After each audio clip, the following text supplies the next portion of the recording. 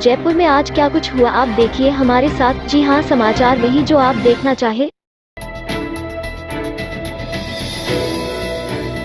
राज्यपाल कलराज मिश्र ने देश में 100 करोड़ कोरोना टीकाकरण की विशेष उपलब्धि पर देश और प्रदेशवासियों को बधाई दी है। उन्होंने कोरोना को हराने की इस मुहिम के लिए स्वास्थ्य कर्मियों, प्रशासनिक अधिकारियों सहित उन सभी लोगों को धन्यवाद भी दिया है जिन्होंने 100 करोड़ टीकाकरण की इस उपलब्धि में अपना महत्वपूर्ण योगदान दिया है। राज्यपाल मिश्र ने कहा कि देश में 16 जनवरी 2021 से शुरू हुए टीकाकरण अभियान की यह बड़ी सफलता है। उन्होंने कहा कि विश्वभर में कोरोना से होने वाली मौतों पर अब तक जितने भी अध्ययन सामने आए हैं उनसे पता चलता है कि वैक्सीन लगने के बाद संक्रमित हो भी जाएं तो मौत की आशंका 4 से 5 गुना तक कम रहती है। राज्यपाल मिश्र ने 18 वर्ष से अधिक उम्र के सभी लोगों से कोविड मुक्त भारत के लिए इस अभियान में भागीदारी निभाते हुए टीकाकरण करवाने का आह्वान किया है। उन्होंने सभी से सावधानी और सतर्कता बरतते हुए मास्क लगाने, 2 गज की दूरी बनाए रखने तथा स्वच्छता नियमों की पूर्ण पालना करने की अपील की है। भारत के वैज्ञानिकों स्वास्थ्य महत्वपूर्ण प्रधानमंत्री नरेंद्र मोदी के कुशल नेतृत्व में देश में 100 करोड़ वैक्सीनेशन पूरे होने पर भाजपा प्रदेश अध्यक्ष डॉक्टर सतीश पूनिया ने कहा कि आज का दिन भारत के लिए स्वर्णिम उपलब्धियों का दिन है। कोरोना वैश्विक महामारी से मुकाबला करने के लिए स्वदेशी वैक्सीन का निर्माण, यह समक्ष चुनौतियों के बावजूद प्रधानमंत्री नरेंद्र मोदी के कुशल नेतृत्व में भारत ने करके दिखाया। इलाज जो करिश्मा हुआ है, जो चमत्कार हुआ है, इसके लिए आदरणीय प्रधानमंत्री नरेंद्र मोदी को कोटि कोटि अभिनंदन करता हूं कि उनके कुशल नेतृत्व में भारत के वैज्ञानिकों, स्वास्थ्य कर्मियों, चिकित्सा कर्मियों, डॉक्टर्स एवं अन्य सभी कोरोना योद्धाओं ने महत्वपूर्ण भूमिका निभाई। आज भारत 100 करोड़ से भी ज्यादा वैक्सीन लगाने वाला देश बन चुका है। तमाम चुनौतियों के बावजूद यह उपलब्धि वैसी ही है जैसी भारत ने अंतरिक्ष में 100 से ज्यादा बार छलांग लगाई। प्रदेश के बेरोजगार युवाओं की विभिन्न मांगों पर चर्चा करने के लिए सीएमओ में बेरोजगार महासंघ के प्रतिनिधिमंडल का सीएम के प्रमुख सचिव कुलदीप रानका, स्पेशल सेक्रेटरी आरती डोगरा और जॉइंट सेक्रेटरी ललित कुमार के साथ वार्ता का पहला दौर समाप्त हो गया है। महासंघ के प्रदेशाध्यक्ष उपेंद्र यादव ने कहा कि हमने अधिकारियों को अपनी मांगों से अवगत करवाया है। पहले दौर की वार्ता में धरना स्थल पर बैठे रीट शिक्षक भर्ती 2018, प्रयोगशाला सहायक शिक्षक भर्ती 2012, फार्मासिस्ट, स्कूल व्याख्याता भर्ती 2018, पंचायत राज, एलडीसी एवं नए कानून में संशोधन सहित कई मांगों पर वार्ता हुई। यादव ने कहा कि पहले दौर की वार्ता सकारात्मक रही है लेकिन परिणाम अभी नहीं मिला है, इसलिए महापड़ाव जारी रहेगा। राजस्थान में भले ही कोरोना कंट्रोल हो गया है लेकिन अब मौसमी बीमारी और मच्छरों ने चिंता बढ़ा दी है। प्रदेश में इन दिनों वायरल बुखार के साथ ही डेंगू, मलेरिया और चिकनगुनिया के केस तेजी से बढ़ रहे हैं। जयपुर में डेंगू के सबसे ज्यादा केस सामने आए हैं। जयपुर में इस साल अब तक करीब 3000 डेंगू के केस सामने आ चुके हैं। एसएमएस अस्पताल का ओपीडी तो करीब 12000 प्रतिदिन तक पहुंच गया है, लेकिन विभाग आंकड़े छिपा रहा है। जयपुर में बढ़ते डेंगू के केसों ने स्वास्थ्य विभाग की चिंता बढ़ा दी है। जयपुर के सवाई मानसिंह एसएमएस हॉस्पिटल में बड़ी संख्या में बुखार, खांसी, जुकाम के मरीज आ रहे हैं। ऐसे में हॉस्पिटल में आने वाले अधिकांश मरीजों की डेंगू, मलेरिया की जांच करवाई जा रही है। इसके चलते ओपीडी और इंडो में मरीजों की भीड़ तो बढ़ी ही है, साथ ही जांच केंद्रों पर भी भारी भीड़ है। ऐसे में चिकित्सकों का कहना है कि इन दिनों मौसमी बीमारियों से बचने के लिए आमजन को विशेष सावधानी बरतने की जरूरत है। Jaipur city transport service limited के कर्मचारी अपनी 9 सूत्री मांगों को लेकर आज गुरुवार से विद्याधर नगर, टोरी डिपो, बगराना डिपो के बाहर हड़ताल पर बैठ गए।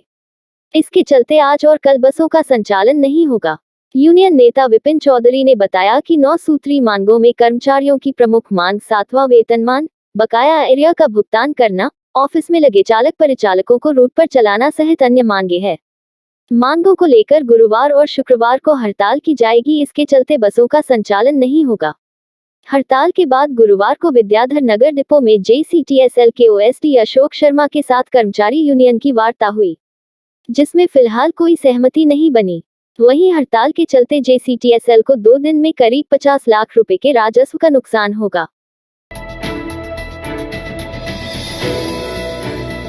पूर्व उप मुख्यमंत्री एवं पूर्व पीसीसी अध्यक्ष सचिन पायलट ने भाजपा नेताओं द्वारा कांग्रेस नेताओं के खिलाफ ओछी एवं स्तरहीन भाषा का प्रयोग किए जाने को निंदनीय व शोभनीय बताते हुए इसकी कड़े शब्दों में भर्त्सना की है। पायलट ने गुरुवार को अपने आवास पर जनसुनवाई के समय कहा कि केंद्रीय राज्य मंत्री एस.पी. सिंह बघेल द्वारा कांग्रेस नेताओं के खिलाफ जो बयानबाजी की गई है वह अमर्यादित है। उन्होंने कहा कि विधानसभा में उपनेता प्रतिपक्ष राजेंद्र राठौड़ द्वारा कांग्रेस नेता रफीक मंडेलिया के लिए जिन शब्दों का प्रयोग किया गया है वह अशोभनीय है। राजनीति में वैचारिक विरोध स्वीकार्य होता है, परंतु इस तरह के शब्दों का इस्तेमाल करने से न सिर्फ स्वयं की साख को ठेस पहुंचती है बल्कि जनता में भी नकारात्मक संदेश जाता है। पायलट ने कहा कि भाजपा के नेता उपचुनाव में हार के डर के कारण इस तरह की स्तरहीन भाषा का प्रयोग कर रहे हैं जिसका स्वच्छ राजनीति में कोई स्थान नहीं है। मुख्यमंत्री अशोक गहलोत ने गुरुवार ने प्रशासन शहरों के संग अभियान की धीमी गति पर नाराजगी जताई। गहलोत ने अधिकारियों को आमजन के प्रकरणों का निस्तारण करने में गति लाने के निर्देश दिए। अब अभियान को गति देने के लिए जिला कलेक्टरों को पाबंद किया है। दीपावली के बाद कलेक्टरों की जयपुर में मुख्यमंत्री ने बैठक बुलाने के भी निर्देश दिए हैं। मुख्यमंत्री कार्यालय में वीसी के जरिए गहलोत अभियान की समीक्षा कर रहे थे। हालांकि पहले गांवों के संग अभियान की भी इसी बैठक में समीक्षा होनी थी, लेकिन इन वक्त पर इसकी समीक्षा को स्थगित कर दिया गया। अब इसकी अलग से बैठक होगी। बैठक के बाद यूडीएच मंत्री शांति धारीवाल ने मीडिया से बातचीत के दौरान बताया कि प्रशासन शहरों के संग अभियान में कई कानूनी पेचीदगियों की वजह से भी पट्टों में दिक्कत हो रही है। इसके साथ ही उन्होंने कहा कि अभियान के 20 दिनों में करीब 11 छुट्टियां आने से भी अभियान गति नहीं पकड़ पाया है। वहीं जिला लेवल पर विभागों में कई पद खाली चल रहे हैं। अब सभी अधिकारियों को निर्देश दिए हैं कि सभी जरूरी खाली पदों को 31 अक्टूबर तक भरा जाए। मुख्यमंत्री कार्यालय में वीसी के जरिए सीएम गहलोत ने प्रशासन शहरों के संग और प्रशासन गांवों के संग अभियान की समीक्षा बैठक ली। बैठक के बाद मीडिया से रूबरू होते हुए कहा कि धारीवाल ने जोधपुर हाईकोर्ट के निर्णय का हवाला देते हुए कहा कि जिन शहरों के जोनल प्लान नहीं बने हुए हैं वहां पर मास्टर प्लान तो है, उनके अनुसार अभियान में राहत देते हुए आमजन से जुड़े प्रकरणों का निस्तारण किया जाएगा।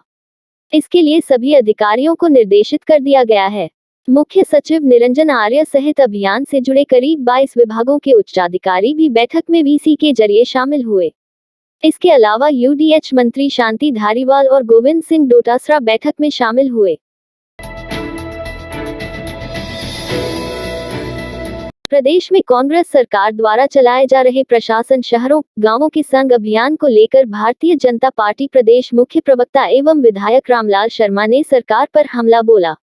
उन्होंने कहा कि सरकार अभियान के नाम पर सिर्फ औपचारिकताएं पूरी कर रही है और राजस्थान सरकार द्वारा चलाए जा रहे अभियान जिसके अंदर सरकार बड़े बड़े वादे ठोक रही है कि हम 10 लाख पट्टे देने का काम करेंगे। विधानसभा सत्र के दौरान भी स्वायत्त शासन मंत्री जी ने सरकार की बड़ी तारीफ करते हुए कहा था कि जो काम इतिहास के पन्नों में कभी नहीं हुआ वह काम हम करके बताएंगे। लेकिन जब मंत्री जी एक शिविर के अंदर स्वयं पहुंचे और वहां की स्थिति से जब अवगत हुए तो उनकी आंखें खुली। उन्होंने शिविर में की जा रही औपचारिकताओं को स्वीकार करते हुए शिविर में उपस्थित अधिकारियों को कहा कि काम नहीं करोगे तो मैं आपको निलंबित कर दूंगा। इस अहंकार के अंदर मंत्री जी का जवाब इस बात को दर्शाता है कि राजस्थान के अंदर चलने वाले इस अभियान के अंदर सिर्फ औपचारिकता ही पूरी हो रही है। राजस्थान हाईकोर्ट ने चिकित्सक की सेवानिवृत्ति के दिन विभाग की ओर से 9 साल पुराने मामले के आधार पर आरोप पत्र देने और पेंशन परिलाभ रोकने पर प्रमुख चिकित्सा सचिव, स्वास्थ्य निदेशक और उप कार्मिक सचिव से जवाब मांगा है। न्यायाधीश महेंद्र गोयल ने यह आदेश डॉक्टर हेमंत कुमार शर्मा की याचिका पर दिए। याचिका में अधिवक्ता सुनील कुमार सिंगोदिया ने बताया कि प्रमुख सर्जरी विशेषज्ञ याचिकाकर्ता को गत 31 अगस्त को सेवानिवृत्त किया गया था। इसी दिन उसे वर्ष 2012 में की गई कार्य के प्रति उदासीनता और लापरवाही का दोषी मानते हुए आरोप पत्र दे दिया। इस आरोप पत्र के आधार पर विभाग ने उसके पेंशन परिलाभ रोक लिए। याचिका में कहा गया कि पेंशन नियमों के तहत 4 वर्ष से पूर्व की घटना के संबंध में विभागीय जांच शुरू नहीं की जा सकती। विधानसभा में grid connected solar power plant का शुभारंभ हुआ। विधानसभा अध्यक्ष डॉक्टर जोशी ने प्लांट का लोकार्पण किया। समारोह में मुख्य सचेतक महेश जोशी, पूर्व अध्यक्ष दीपेंद्र सिंह शेखावत, पूर्व मंत्री जितेंद्र सिंह, अमीन खान सहित 2 दर्जन विधायक मौजूद रहे। सोलर पावर प्लांट को बढ़ावा देने की दिशा में सरकार का यह महत्वपूर्ण फैसला है। जोशी की पहल से विधानसभा में यह प्लांट बना है। विधानसभा परिसर में 560 किलोवाट क्षमता का grid connected solar power plant लगाया गया है। इसकी स्थापना रेल द्वारा की गई है। प्लांट की लागत 346 लाख रुपए। रात की सुबह नहीं होती जब तक हाथ में उसकी गर्माहट नहीं होती। चाय का प्याला, अखबार साथ पुराना है, मिट्टी से जोड़ता है। खबरों की खुशबू से सारा घर महकता है। हर रंग में ढला कहानियों से किस्सों तक ले जाता है बेरोक टोक। देश के हर हिस्से तक ये हकीकत का आईना है। ख्वाबों को सच करके दिखाता है।